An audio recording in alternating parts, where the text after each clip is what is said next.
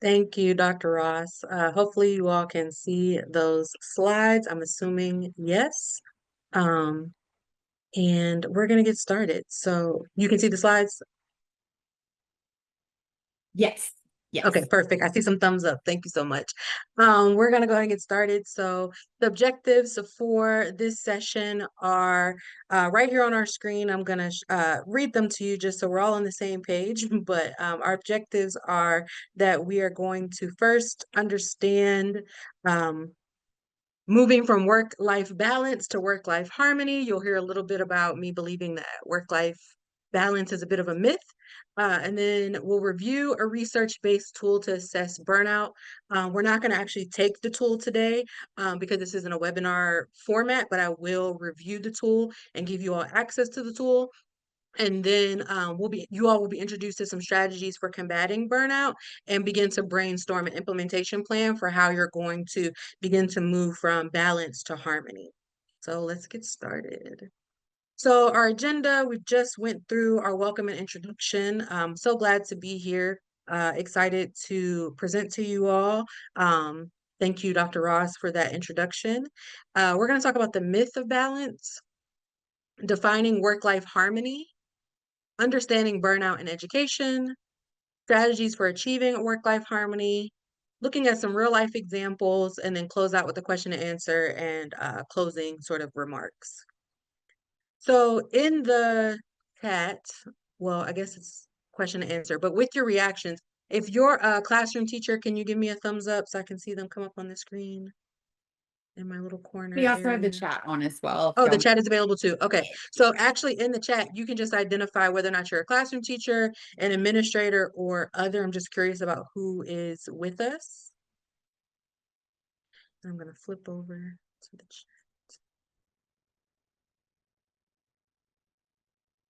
Interventionist teacher, administrator, great. Instructional coach, awesome.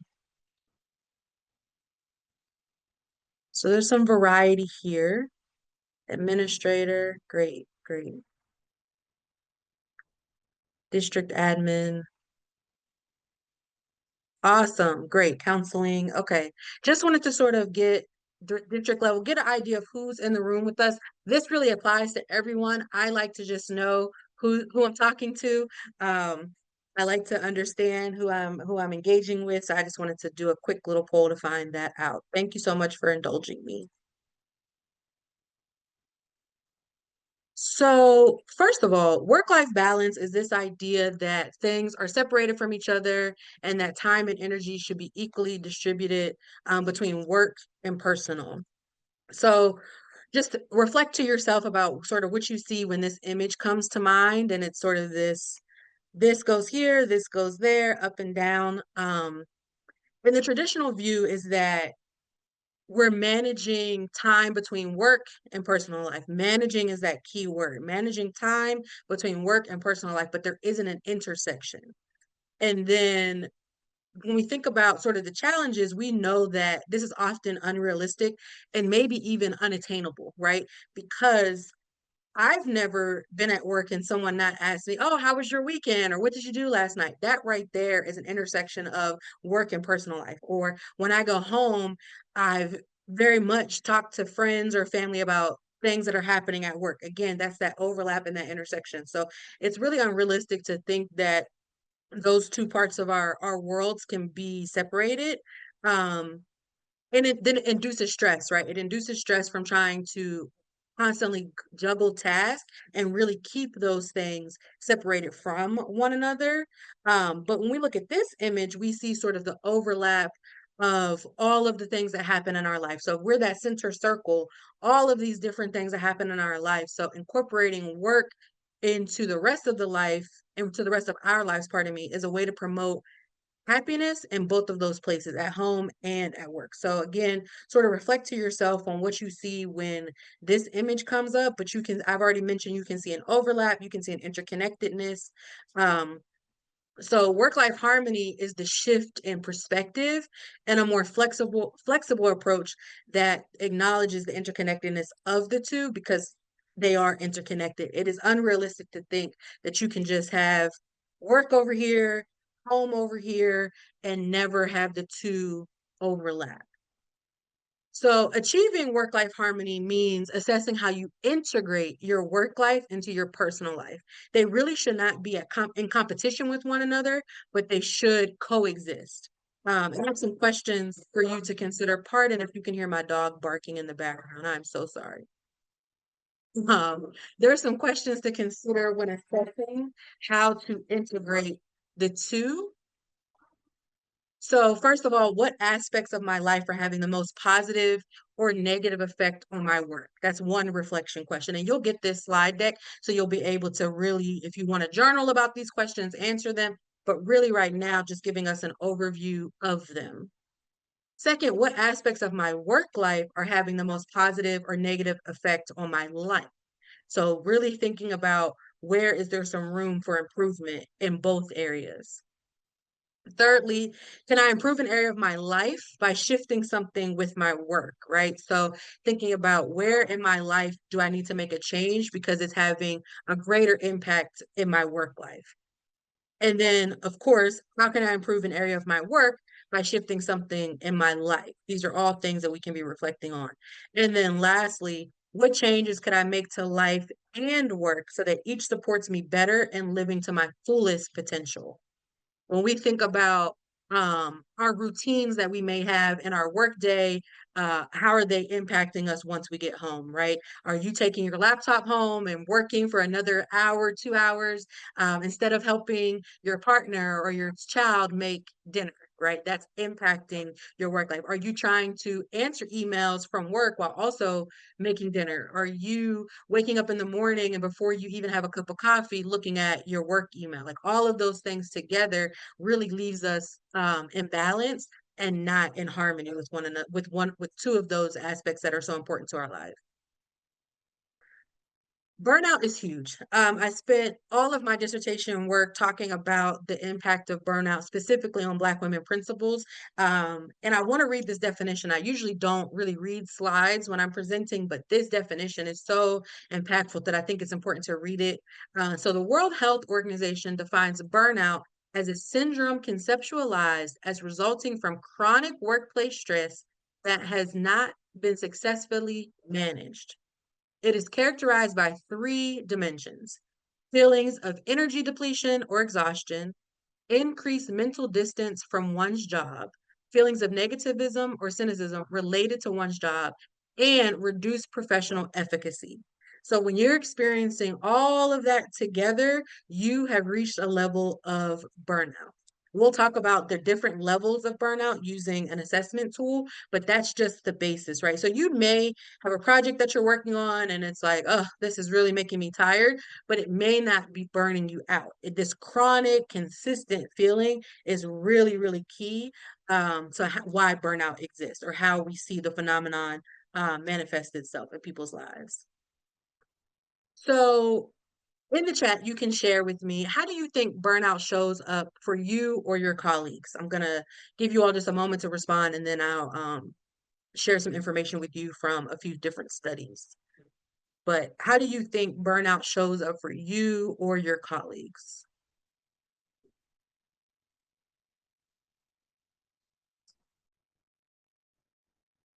Thank you, Dr. Ross, for putting the question in the chat also. And it sort of falls into a few areas, emotional exhaustion, physical, and mental. So as you all fatigue and overwhelm, absolutely. As folks are generating some ideas, so emotional, we know that, I'm sorry, let me start with physical. Fatigue, insomnia, headaches. Those are three ways that we know burnout shows up in the physical sense. Emotional, frustration, lack of motivation, depersonalization, reduced personal accomplishment. Mental, difficulty concentrating and feeling overwhelmed. So those are sort of the buckets. Definitely missing more work is an impact of all of that together. Absolutely. Tiredness, aches, lack of effort. Yes, absolutely. Those are all ways that we know burnout is showing up.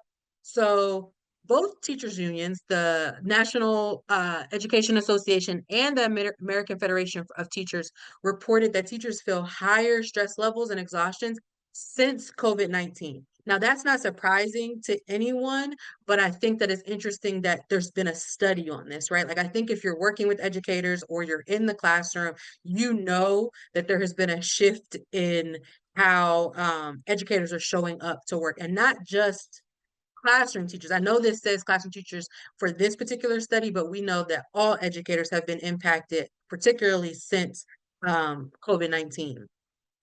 So there was a US News and World Report article, this Gallup survey that they did, 44% of educators were burned out, and that was the highest percentage of any workers from any industry. So there were a variety of workers that took this survey, and teachers, educators, pardon me, were the highest, reported the highest level of burnout.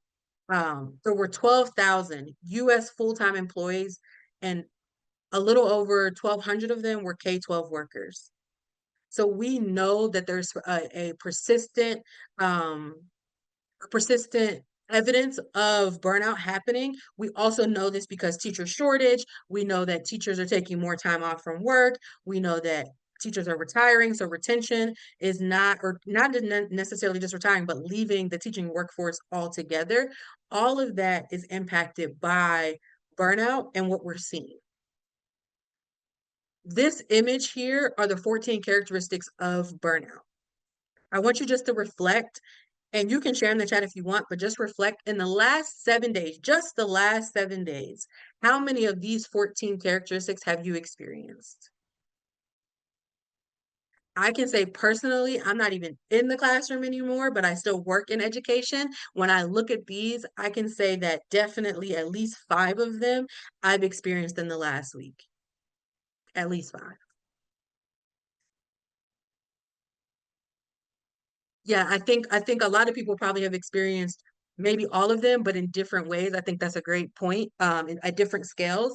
So definitely irritability, neglected self-care, physical changes, anxiety, impaired concentration, appetite, low mood, forgetfulness, working on weekends, working during meals, withdrawn, strained relationships, fatigue. When I think about my own person, I'll be very vulnerable and transparent. Working on weekends and working during meals, it's like those are like the first two when I know that I'm not having as much balance or I'm overwhelmed with work. I'm not really thinking about the harmony of things.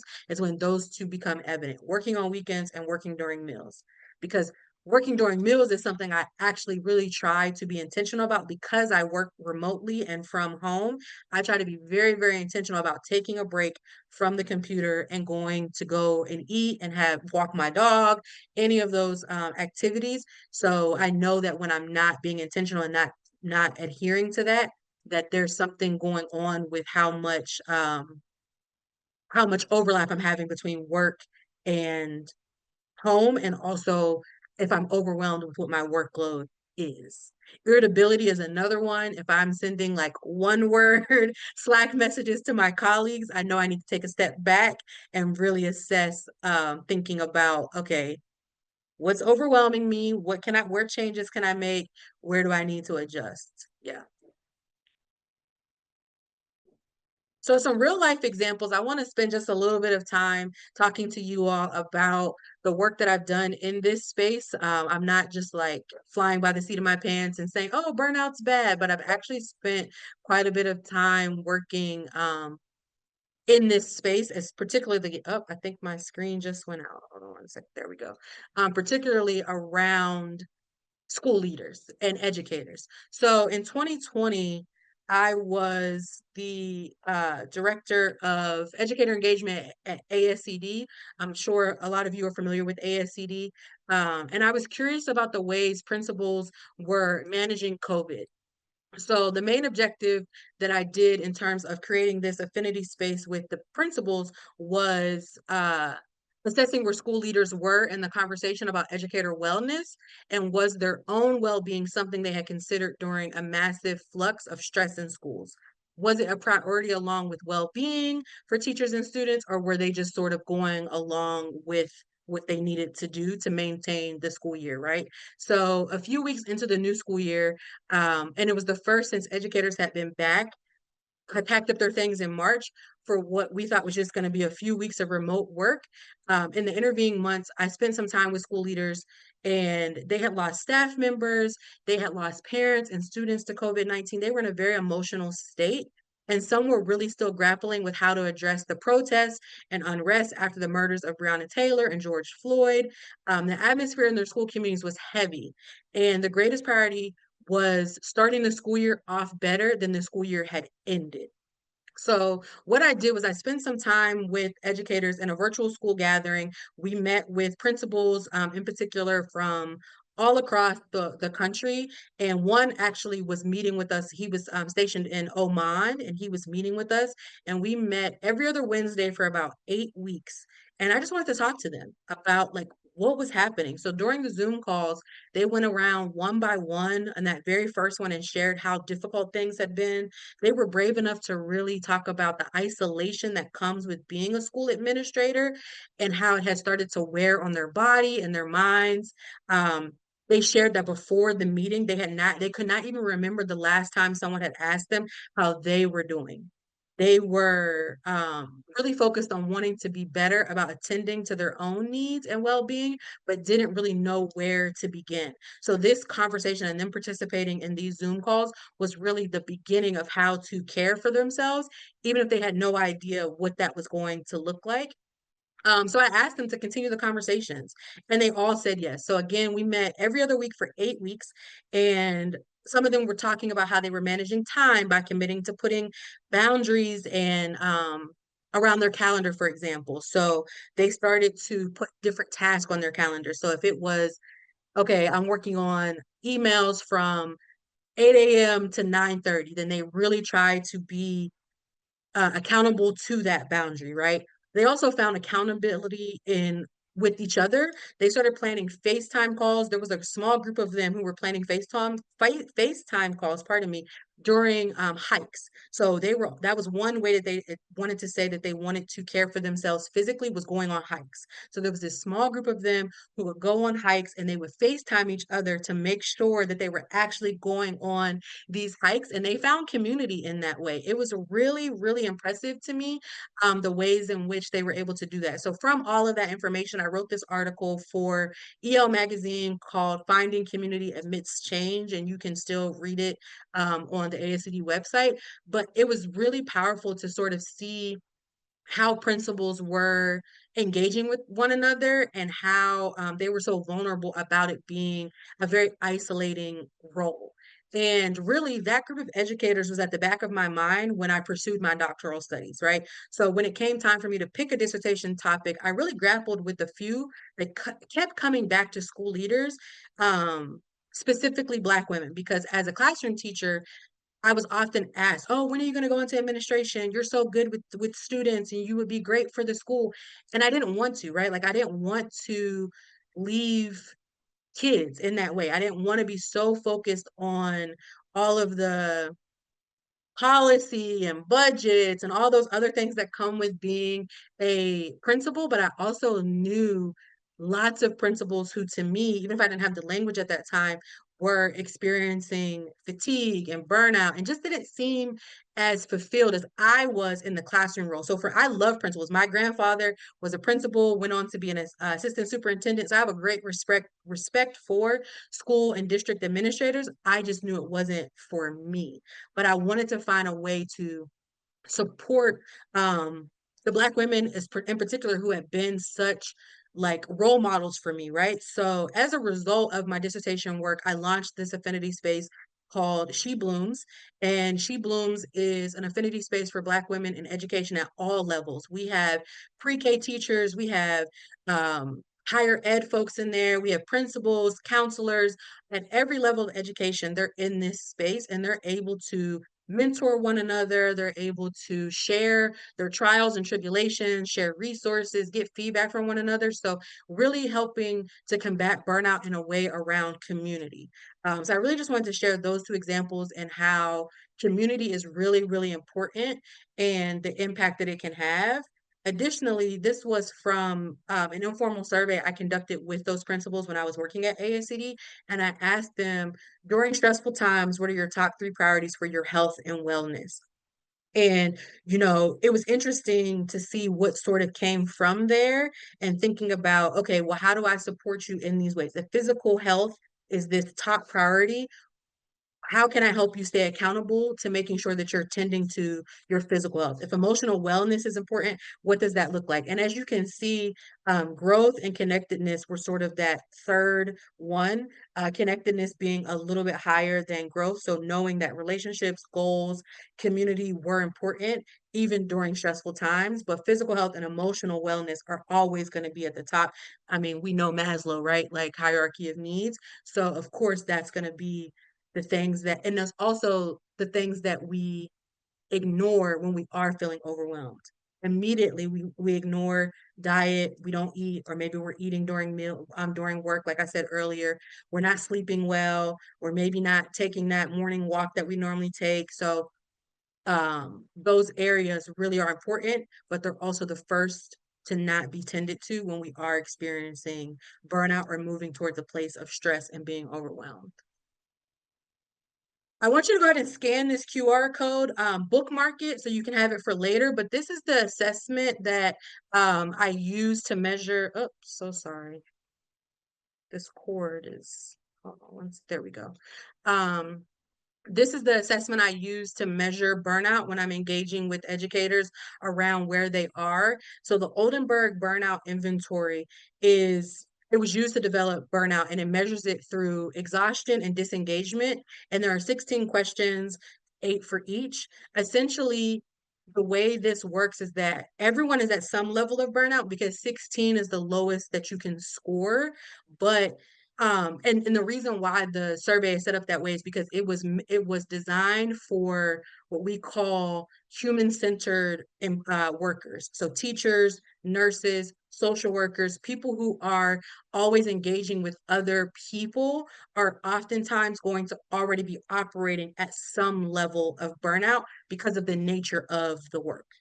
Now, that's another webinar for another day on why that's not actually okay. And we would prefer it not to be like that. But when you work in high stress environments, essentially it is difficult to avoid such, right? So if you do take the survey later on, you'll know that 16 through 23 indicates a low level of burnout, 24 through 31 is moderate, and 32 through 64 is high.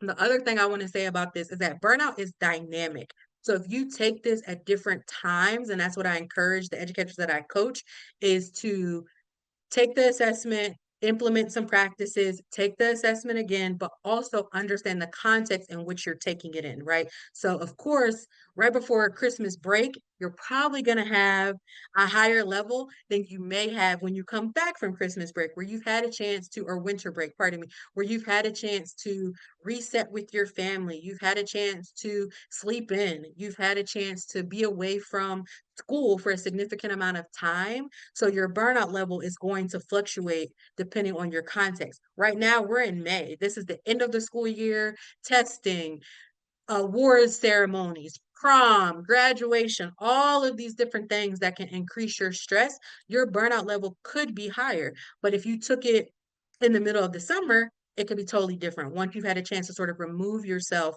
and engage in some wellness, right? So please bookmark that. If you do take the assessment and you have some deeper questions, you can definitely email me and we can set up a call. I love to engage with educators who are sort of understanding what their wellness plan can look like. And when we think about that, we want to think about how we're achieving work-life harmony, right? So burnout, we know it's caused by external factors. So heavy workload, classroom management challenges, a lack of resources, but also internal factors, perfectionism, overcommitment, a lack of boundaries. And then there are institutional factors, pressures to meet standards, maybe a lack of support in your role. All of that together impacts burnout. So, when wanting to achieve work life harmony, I have just a few strategies for you. One being set boundaries. No is a complete sentence. And sometimes that also means telling yourself no, not just everyone else. Sometimes that means saying no to wanting to support an activity because you believe in that mission, right? Sometimes no is not being able to be the staff sponsor for the after school club. Even though you really love those students and you really love what they're doing, you have too much on your plate, right? But it's also a complete sentence. Don't feel obligated to always over explain yourself, because then you leave room for others to convince you to do something you actually don't want to do. Commit to a routine. Tell yourself you're going to be in bed by whatever time, right? Tell yourself that you're going to go on Saturday morning walks, that you're going to have dinner with your friends at least once a month, like whatever that routine needs to be that allows you to reset yourself or to really maintain a healthy balance or a healthy harmony between work and life, then that's what you need to do. So commit to some sort of routine. For some folks, it means um, maybe it's not every day, but you leave your laptop at school, right? Maybe it's Mondays and Fridays you leave your laptop, or maybe Tuesdays and Thursdays is better, right? But Mondays and Fridays is where I would want to push you so that you're not working over the weekends, right? You leave your laptop at home, or you commit to 3 days a week. When my work day is over, my work day is over. So if that means school's over at 3:15, I'm allowed to leave at 4, then that is what you do, right? So create some sort of routine. Accountability partners. So Dr. Ross, when we were getting our doctorates, her and our other good friend, Dr. Strong, were my accountability partners.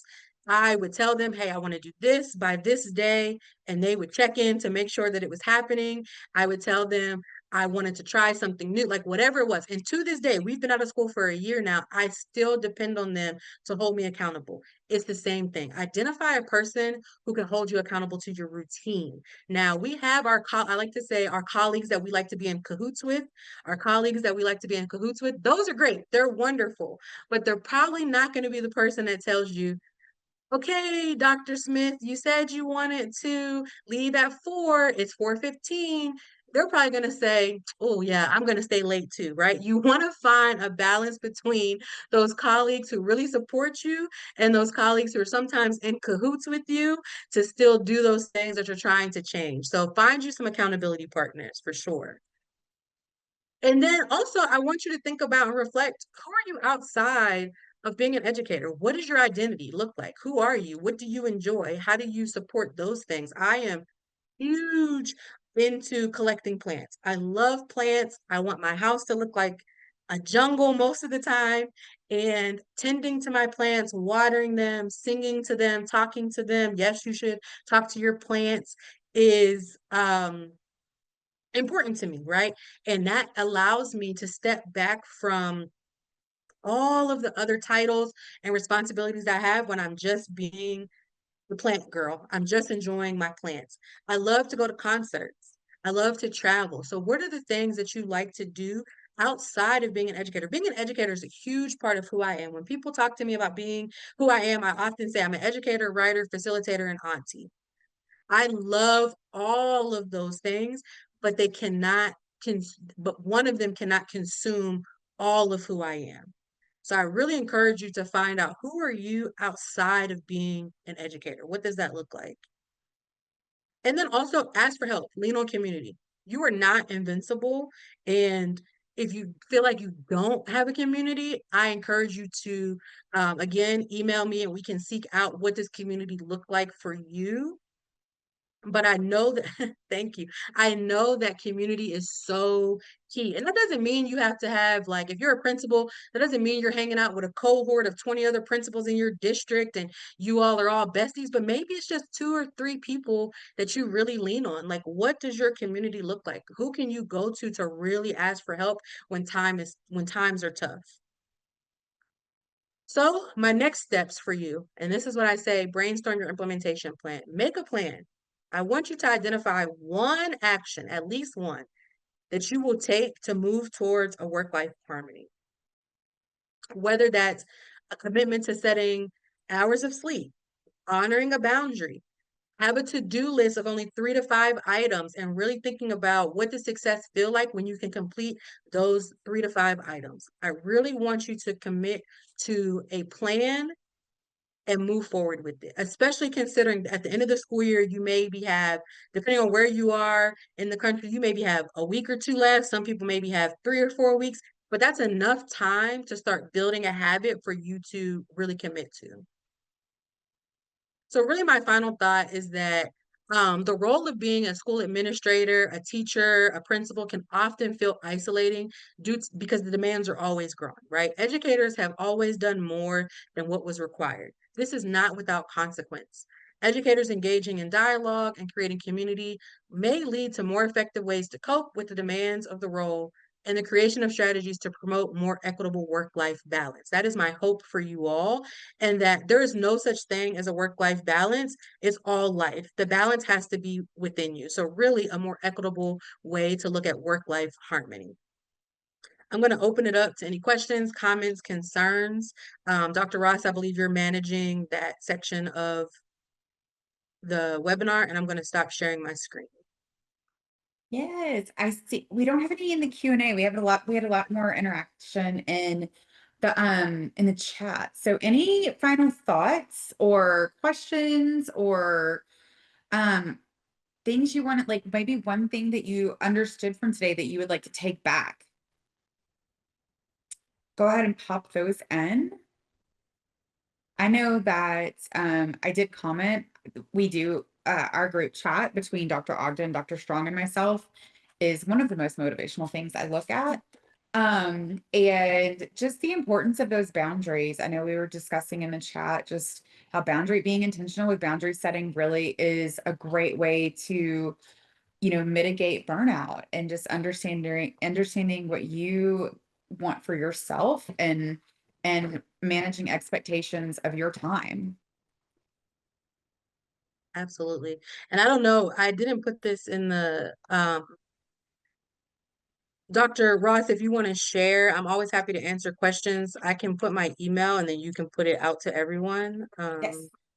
I'm always happy to answer questions and engage with educators. Like I said, this topic is really, really important and I'm really passionate about it because I do think that wellness is key, right? Like if educators are not well, then they're not going to stay in the classroom, or in the school building or in the school district. And I think that that is super important to make sure that we have consistency for our students and also for other educators. When I think about the educators I looked up to as I was coming up, they have been there for a long time, right? So I think if we're always turning over every 3, 5, 7 years, what are we really saying about retention, about a strong teaching workforce? I really, really, would hope that we could do that.